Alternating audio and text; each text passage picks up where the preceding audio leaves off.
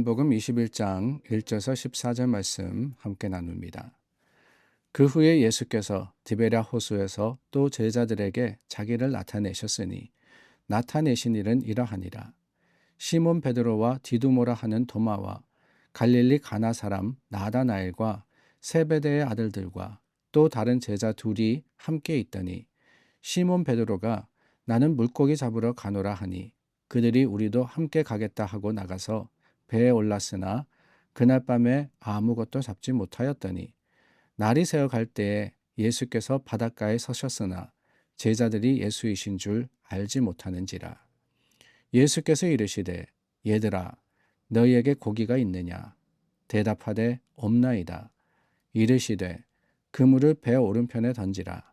그리하면 잡으리라 하시니 이에 던졌더니 물고기가 많아 그물을 들 수 없더라. 예수께서 사랑하시는 그 제자가 베드로에게 이르되 주님이시라 하니 시몬 베드로가 벗고 있다가 주님이라 하는 말을 듣고 겉옷을 두른 후에 바다로 뛰어내리더라.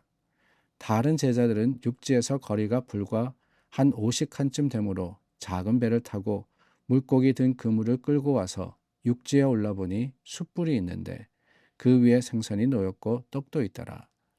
예수께서 이르시되 지금 잡은 생선을 좀 가져오라 하시니 시몬 베드로가 올라가서 그물을 육지에 끌어올리니 가득히 찬 물고기가 153마리라. 이같이 많으나 그물이 찢어지지 아니하였더라. 예수께서 이르시되 와서 조반을 먹으라 하시니 제자들이 주님이신 줄 아는 고로 당신이 누구냐 감히 묻는 자가 없더라. 예수께서 가셔서 떡을 가져다가 그들에게 주시고 생선도 그와 같이 하시니라.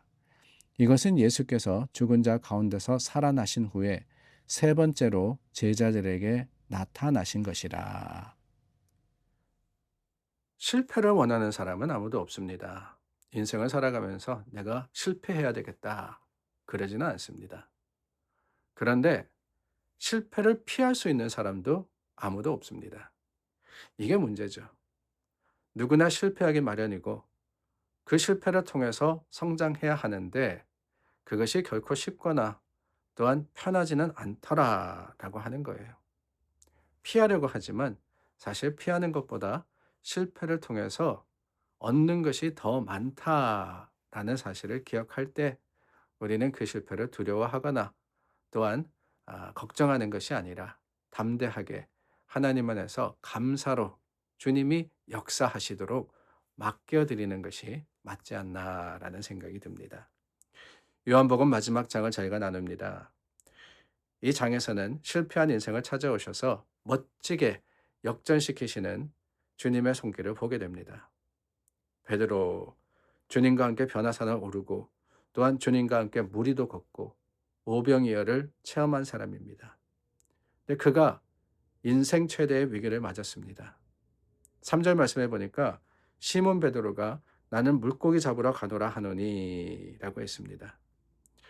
물고기 잡으러 원래 어부였죠. 그래서 자신이 잘하는 것 마냥 예수님을 기다리기보다는 내가 하던 거나 해야 되겠다. 예전의 모습으로 돌아간 겁니다. 그런데 그 밤에 아무것도 잡지 못했다라고 하죠. 3년의 시간이 지났지만 그 3년 전의 모습으로 돌아간 베드로. 여러분, 예수님과 함께하는 기간 동안 그가 얼마나 많은 꿈을 꾸었습니까? 사람을 낚는 어부가 되게 하리라. 예수님과 함께 새로운 세상을 만들어 보겠다고 예수님을 따라서 그 예수님이 이루는 그 나라를 소망하며 기대하며 3년을 지내왔는데 정작 그 예수님이 십자가의 죽으심으로써 모든 것이 수포로 돌아가고 말았습니다. 게다가 그 예수님의 십자가 현장에서 그는 실패하고 말았죠. 예수님의 십자가를 대신자야 했던 그가 오히려 3번이나 예수님을 부인하고 말았습니다. 마지막 순간 닭이 우는 그때 자신을 바라보던 예수님의 눈을 그는 잊을 수가 없었을 겁니다.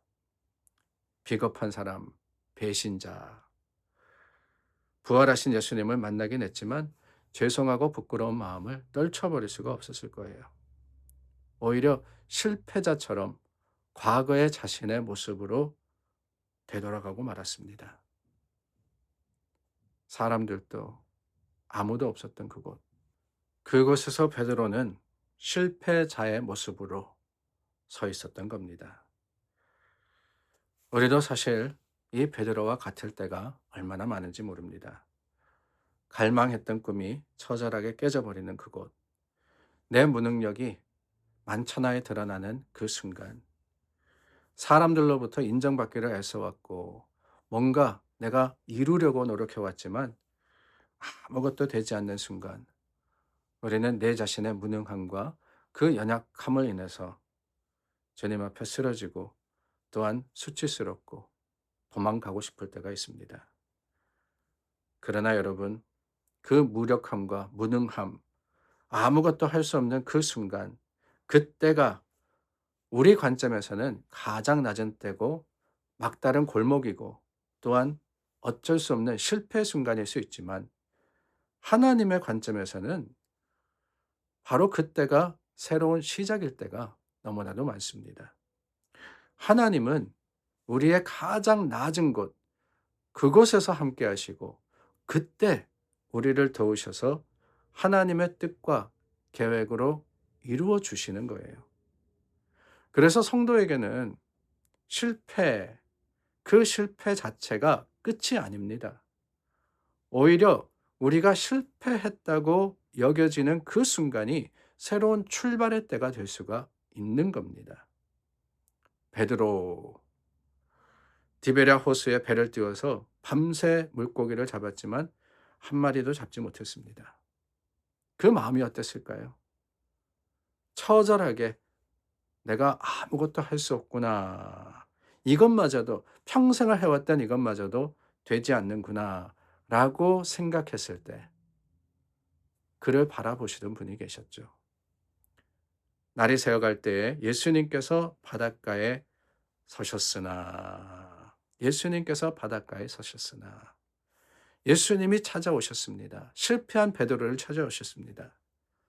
베드로가 예수님을 모른다고 부인하기 전에 그를 찾아오신 것이 아닙니다. 가장 낮은 곳에 그가 실패했을 때 완전한 그 처절한 할 수 없음을 경험했을 때 예수님이 그때 그를 찾아오십니다. 어쩌면은 분명한 목적이 있어서가 아닐까요? 예수님, 잘 나가는 사람들, 그 순간 예수님이 찾아오시면 과연 그들이 예수님의 임재를 제대로 받아들일 수 있을까? 그러지 못할 거라고 생각합니다. 오히려 우리의 낮은 순간 예수님께서 예비하시는 거예요. 회복과 새로움. 주님께서 이 모든 것들을 예비하셔서 주님만이 힘이 되시고 주님만이 능력이 되심을 깨닫게 하시려고 실패마저도 들어서 쓰시는 겁니다. 이 베드로의 실패는 여러분 가만히 생각해 보면은 그의 예수님과의 첫 만남과 연결되어 있습니다. 예수님이 베드로를 찾아오신 순간 밤새 물고기를 잡고 허탕치고 이제 돌아와서 포기하고 있을 때 예수님이 그에게 깊은 바다로 가서 물고기를 잡으라라고 하지 않습니까? 많은 물고기를 잡았을 때 베드로가 자신의 죄를 고백하고 이 땅에 오신 하나님, 그 예수님을 만나서 그를 따르게 되었습니다. 그 베드로를 향해서 예수님께서 사람을 낚는 어부가 되게 하리라 라고 하신 말씀이 오늘 본문을 통해서 기억나더라 라고 하는 거예요. 그것만이 아닙니다. 베드로가 예수님을 부인했던 그 쓰라린 경험과 오늘 말씀이 연결되어 있습니다. 예수님께서 숯불을 피워놓고 거기에 생선을 굽고 계셨죠. 기억나십니까? 대제사장의 뜰에서 예수님을 3번 부인한 곳, 저주한 곳, 그곳이 바로 숯불 앞이었습니다. 베드로에게는 트라우마와 같은 그런 순간이었을 거예요. 그러나 예수님이 함께 하시며 베드로와 섰던 그 디베랴 바닷가에서는 오히려 자신의 가장 낮은, 가장 실패한 모습이 베드로에게는 회복이 되었고 깨우침이 되었던 겁니다. 여러분, 우리도 낮아지는 그 순간이 있을 수 있어요. 실패할 때가 있습니다. 그러나 기억하십시오. 오히려 그때 우리를 겸손하게 하시는 하나님께서 저와 여러분들을 통해서 크고 놀라운 일을 이루실 준비를 하고 계심을, 그러므로 어느 순간이든 어느 때이든 주님의 하시는 일을 기대하고 하나님을 바람으로써 Let God, 하나님 일하시도록 맡겨드리는 저와 여러분들이 될 수 있기를 바랍니다. 기도하겠습니다. 참 좋으신 하나님, 하나님의 거룩하심과 그 긍휼하신 뜻 가운데 주님을 바랍니다. 우리의 가장 낮은 그때, 그 순간 주님께서 우리와 함께 하심을 확신하며 감사하며 준비된 모습으로서 주님을 향하는 우리가 되게 하여 주시옵소서. 예수님의 이름으로 기도드립니다. 아멘. 믿음과 소망이 우리 가운데 자랑이 되는 어느 순간에도 우리와 함께 하시는 하나님을 의지하는 저와 여러분 되기를 바랍니다.